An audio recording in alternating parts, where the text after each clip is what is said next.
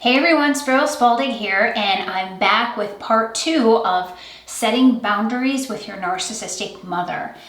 Now, in part 1, we went over, basically how it's so important to really work on yourself and your sense of self-worth to be able to hold fast to those boundaries, because narcissistic moms are really manipulative. They really use a lot of guilt when they're talking with you. They know how to activate your shame. I mean, they're just experts at it, right?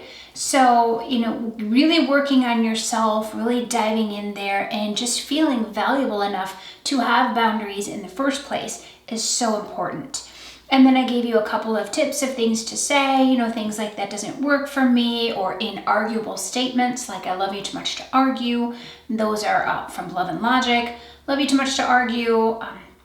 Thanks for sharing. I bet it feels that way. Or even just the or saying nothing.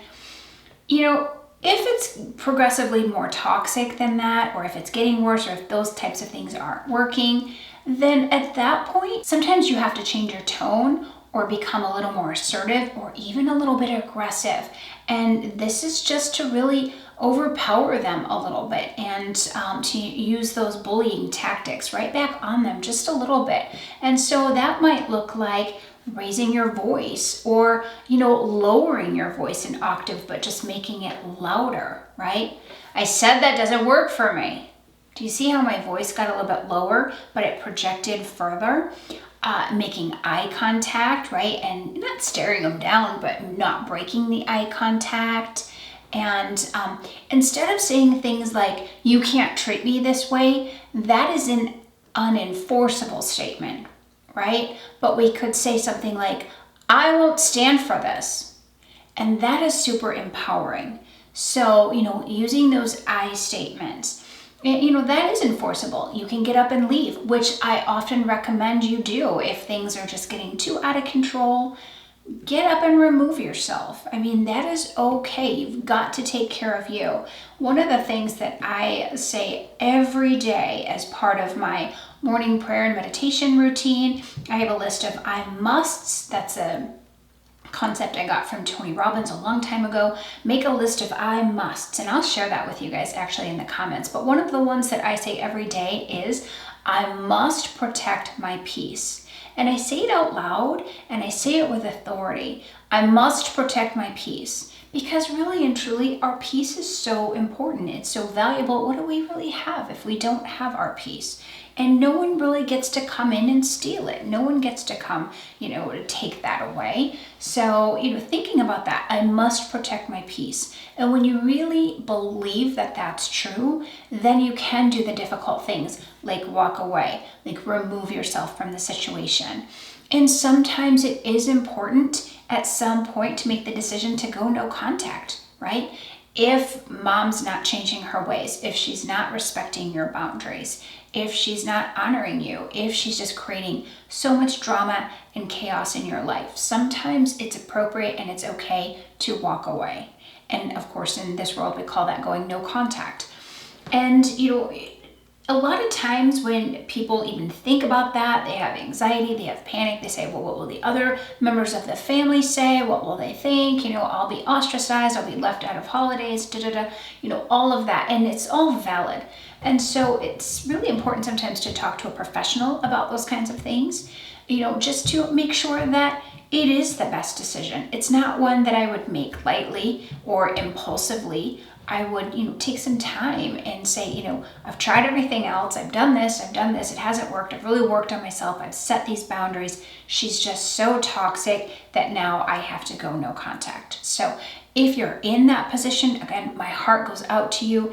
It is tough. It is so tough to have a mom who's supposed to honor you, love you, get excited for you, see you, support you.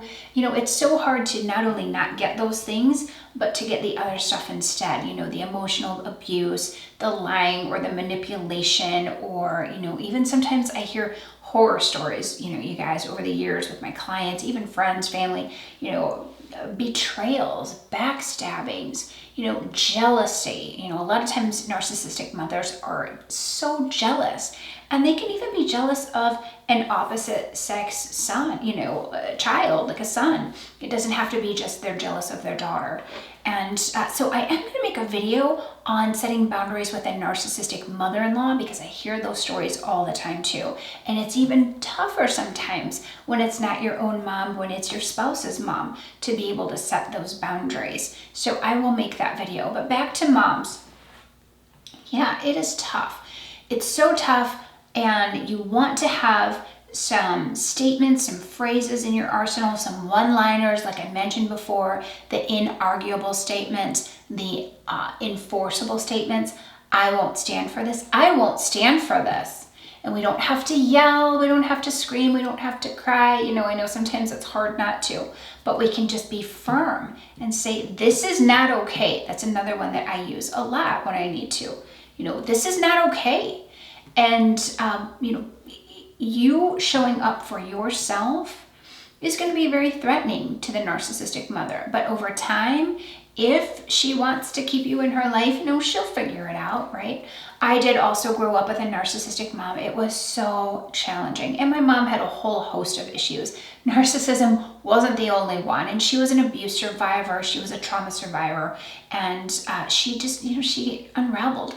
But one example in particular, I remember being on the phone with her, and almost every time I was on the phone with her, she would say something bad about one of my siblings, usually a sister. She didn't really say anything bad about my brother.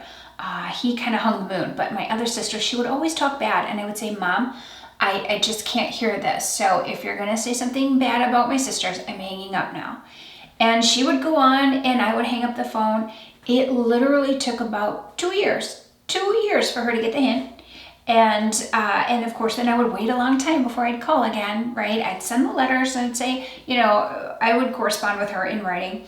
But it was fascinating how, long it took, but it finally happened. She would finally have a conversation with me without berating my siblings. Now, the funny thing is, my siblings did not set that boundary with her, and she would continue to berate me to them.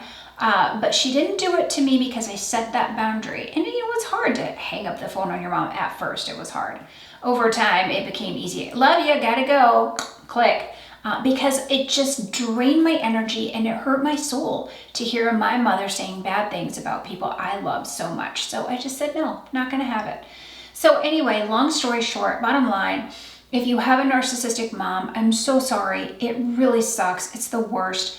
But there are things you can do, and if you really dig deep and just value yourself enough to set those boundaries. And in the last video, I talked about my book, Uncaged. This is a trauma recovery book. If you have a narcissistic mom, you have loads of trauma. So check out Uncaged. But in the meantime, really and truly, every day, wake up, set yourself a plan to say a prayer, say a meditation, say a grateful list, and then really think about all your positive traits. Make a list of 10, make a list of 20 if you can, and focus on those and say, I'm worthy and I'm valuable enough to set boundaries with the narcissist in my life. Oh, by the way, if you like this video, please click the birdcage down below and subscribe, and go to my website, sparrowspalding.com. You can get the book, and there's some other fun goodies on there for you. Anyway, take care, hug yourself from me, and we'll see you next time.